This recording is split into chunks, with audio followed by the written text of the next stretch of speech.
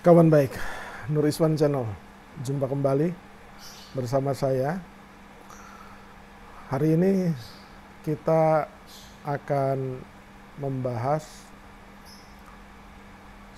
satu hal yang menarik, yaitu pada tanggal 3 Oktober lalu ada dua deklarasi partai politik yang mencalonkan capresnya masing-masing. Yang satu tentu saja adalah Nasdem yang mendeklarasikan capresnya adalah gubernur atau Mas Anies Baswedan. Nah, pada tanggal yang sama, tidak berselang lama, itu PSI. PSI mendeklarasikan capres sekaligus cawapresnya, yaitu Mas Ganjar Pranowo. Soal Nasdem akan kita bahas di sesi yang lain, tapi yang menarik adalah deklarasinya PSI. PSI mendeklarasikan Mas Ganjar Pranowo sekaligus cawapresnya yaitu Mbak Yeni Wahid. Menjadi menarik karena PSI itu tidak memiliki kursi di DPR RI. Tetapi kalau kembali ke konstitusi, aturan main yang bisa mencalonkan calon presiden itu adalah partai politik atau gabungan partai-partai politik. Kalau syarat minimal kursi DPR ya 20%. Kalau jumlah suara sah 25%. Nah, tetapi hal yang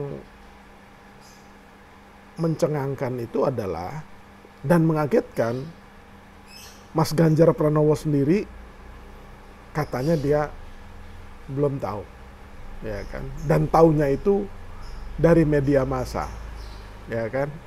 Nah, kawan baik, itu simpulkan saja sendiri jawabannya Mas Ganjar Pranowo, ya kan, yang konon tidak mengetahuinya, juga tidak berkoordinasi. Yang pasti sejak awal Mas Ganjar ini kan arah dukungannya itu datang dari, ya kalau awam melihatnya ya datang dari pemerintah, yakni Pak Jokowi, karena Pak Jokowi sempat keceplosan sih di acara relawan itu, meskipun calon kita ada di sini. Nah, itu keceplosannya. Tapi di musyawarah relawan berikutnya ojo ke susu katanya. Jadi masih ya, tapi masyarakat melihatnya bahwa Mas Ganjar ini adalah the golden boy-nya Pak Jokowi dan PSI, ya kan. Garis PSI itu memang sejak awal jelas selalu memposisikan diri oposisi terhadap Anies Baswedan, dan juga selalu berbicara positif dan memuji Mas Ganjar Pranowo. Yang menarik adalah kenapa PSI secepat itu mendeklarasikannya.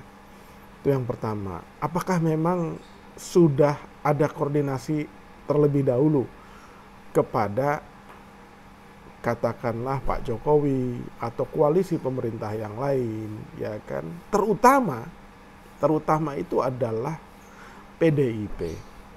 Hingga kini PDIP itu belum bersuara secara resmi, tetapi arah dukungan internal itu ada yang ke Mas Ganjar dan ada juga ke Mbak Puan. Akhir-akhir ini arah dukungan itu adalah lebih kuat ke Mbak Puan untuk menjaga kontinuitas atau kesinambungan Terah Soekarno di PDIP gitu. Sehingga pencalonan Mas Ganjar yang notabene adalah kader PDI Perjuangan apabila tidak berkoordinasi dengan Ketua Umum dan DPP PDIP Perjuangan, itu kemungkinan akan menjadi masalah. Selama ini perbedaan pendapat yang keras itu masih belum terungkap atau tergambar jelas di ruang publik. Tetapi sejak Mas Ganjar dideklarasikan oleh PSI ini, kelihatannya konflik itu akan semakin terbuka antara pendukung Mas Ganjar dengan Mbak Puan. Karena Mbak Puan sendiri punya pendukung dan loyalis yang cukup kuat di internal. Kasus terakhir tentang Dewan Kolonel dan Dewan Kopral itu sesungguhnya menunjukkan bahwa ada perbedaan pendapat yang amat sangat keras. Nah, Mas Ganjar sendiri ketika merespon deklarasi ini, ya konon katanya tidak tahu dan tidak ada koordinasi sama sekali dan hanya mengetahuinya dari media massa. Beberapa waktu tidak berselang lama juga beredar foto Mas Ganjar di bawah baliho Mbak Puan. Kemudian pada saat menjawab deklarasi PSI juga Mas Ganjar mendukung Mbak Puan gitu. Jadi ini masih semua sepertinya dari kubu Mas Ganjar maupun kubunya Mbak Puan ini masih menarik kelanjutannya ke depan. Tetapi memang apabila Mbak Grace dan elit PSI tidak mengkomunikasikannya terlebih dahulu kepada elit PDIP dan Ketua Umum Ibu Mega, ini sepertinya akan menjadi catatan buruk karena selama ini ya mencoba ditahan-tahan ketegangan itu, tetapi pada saatnya apabila ini tidak tercapai kesepakatan atau kesepahaman, itu akan menjadi lebih terbuka perbedaan pendapatnya. Jadi langkah PSI yang sedemikian cepat mendeklarasikan Mas Ganjar Pranowo sebagai capres itu dianggap oleh sebagian besar kalangan, ya ini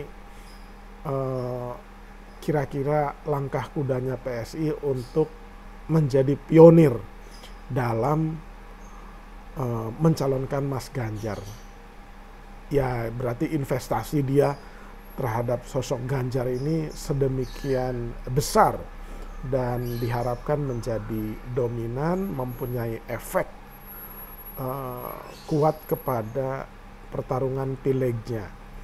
Nah, kalau misalkan KIB juga mendukung Ganjar, PDIP juga mendukung Ganjar, itu artinya ya kan partai-partai tersebut mengikuti langkah PSI. Tetapi perkembangan ini akan terus kita amati supaya menjadi peristiwa yang diharapkan membuat Indonesia lebih baik. Yang pasti kita sebenarnya ingin ada calon-calon terbaik bertanding di Pilpres nanti gitu. Ada Mas Anies, misalkan ada Mbak Puan, ada Mas Ganjar, ada Pak Prabowo, biarkanlah bertanding. Jangan sampai ada oknum-oknum, ada unsur-unsur yang menjegal semua putra terbaik itu atau salah satu putra terbaik itu dengan cara-cara yang tidak baik. Nah, oknum-oknum ini, unsur-unsur ini harus disadarkan bahwa Indonesia perlu putra terbaik dan jangan menyandera dan membahayakan demokrasi dan membuat kegaduhan politik yang membuat sesama bangsa itu menjadi tegang. Demikian. Terima kasih.